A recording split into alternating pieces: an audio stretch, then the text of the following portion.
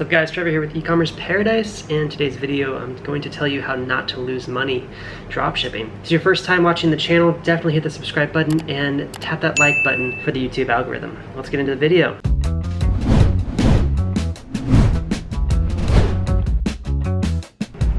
So it's really important that you understand with dropshipping is that you're going to be selling other people's products. They're going to be shipping them to your customer for you.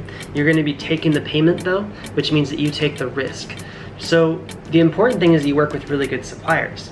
If you work with a bad supplier that sells a product that is bad quality, or they use bad shipping partners and it arrives damaged, it's likely that the customer may file a chargeback. And a chargeback basically means that the bank is going to pull the funds out of your account immediately, and they're not going to give it back to you until you've proven to them that you delivered the product, that that it's in good condition and the customer's satisfied. There are ways to fight chargebacks. There's different types of chargebacks, but that's for a separate video. The main thing you need to know is to work with good suppliers that have good quality products and use good shipping companies to deliver their products. And how do you know how to do that up front? Well, you kind of have to do a little bit of research. It's really easy. Just go on to other e-commerce stores that are already selling that supplier's product and see what the reviews are. And be careful because there's a lot of fake reviews out there, but if you go on third-party marketplaces, it's less likely that there's fake reviews. So make sure that you check those reviews and see what they say about the supplier. If there's a lot of complaints about it, I would probably steer away, but you can still give it a shot and see, and evaluate that supplier after the first maybe quarter of selling their products. Every few months I usually go through an evaluation process with my suppliers. I see how many sales were there, how many returns were there, and how many shipping damage issues and warranty issues did we have to deal with, and out of those issues, how many were resolved in the customer's satisfaction, and how many were not. And did we have to deal with any crazy situations with that supplier? If the supplier passed the test, great. If they fail the test, then we usually make a tough decision to drop that supplier. If there's a lot of sales for that supplier, if it's a best-selling supplier, and they have a lot of issues, we try to work with them instead of dropping them. And that way we can actually try to make them a better supplier just by trying to get them to have better processes, have better shipping companies they work with, improve their packaging or improve their product design. So that's one of the most important things you have to understand with this business model, is that you have to work with good suppliers. Your suppliers will make or break your business. That's one of the easiest ways to lose money in this business model, is to do that. Now, the next thing that you really want to avoid doing with dropshipping is advertising and selling products that are out of stock. Especially now with the pandemic, you're dealing with a lot of stock out issues. And with that, you have to understand that stock is going to go up and down, and you're never going to be able to have an exact stock amount on your website. There are automation programs available, but still there's going to be inventory issues, warehouse issues. So the biggest thing about that is you have to have a team that goes through and updates your website on a daily or weekly basis, especially for best-selling models, and that they keep track of everything.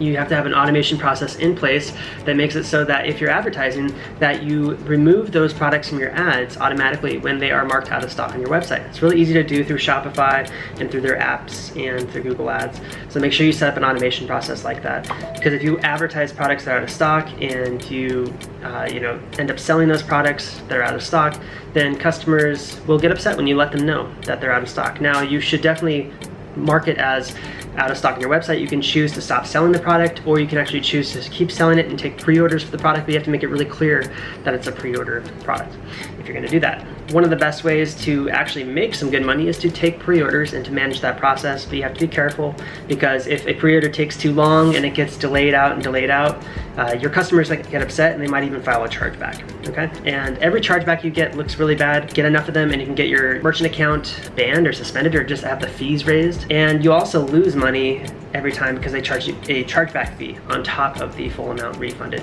And now what's going on is that if you issue a refund with Shopify payments or with PayPal, they are no longer refunding you the upfront merchant fee. So every time you get an order, they charge you maybe somewhere around 2 to 3%, plus 30 cents per transaction.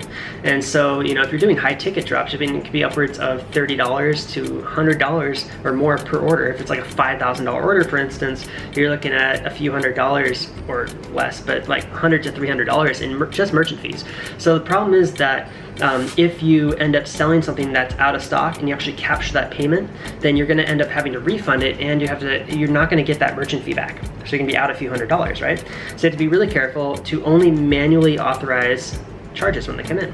It's really important. And when you manually authorize charge, that means you don't actually capture it. You can check if it's in stock first, and then when it's verified in stock and will ship, then you can capture the payment. But if you check in stock and it's out of stock, you have not captured the payment yet, you can then reach out to the customer, ask them if they'd like to wait, get an alternative product, and if they say yes, great. If they don't, then no problem. All you have to do at that point is cancel the authorization, and you have not been charged a merchant fee, so you're not out any money.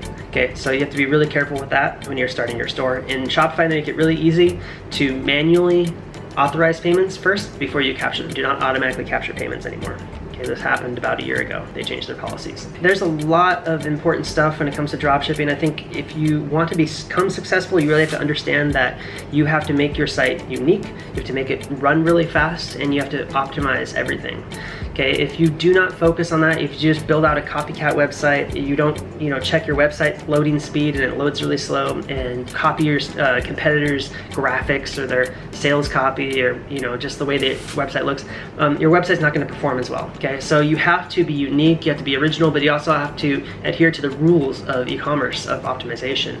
And there's a lot of different optimization strategies out there. I have different videos on that, so check out the YouTube channel or get into my course, and there's a lot of really great information on that. But the key is having the best offer online. People are shopping around, or the comparison shopping, so you want to make sure that you have the best offer available for them. And with that said, discounts, free gifts, having all the information available on the website as possible, having great customer service that's available to answer the calls or take live chats, answer emails, simply be there, when people need you and people have questions and like that, just be there for them. And there's a lot of really important things that you need to understand about, website speed and load time, and that is one of the keys to e-commerce success. Amazon, for instance, realizes this and recognizes that every millisecond they shave off the web page load time, that they'll be able to get more customers and keep customers. So they constantly work on their website speed loading time. So definitely try to make your website load faster. If you want to actually make a lot of money with dropshipping, it's also a really good idea to follow a course.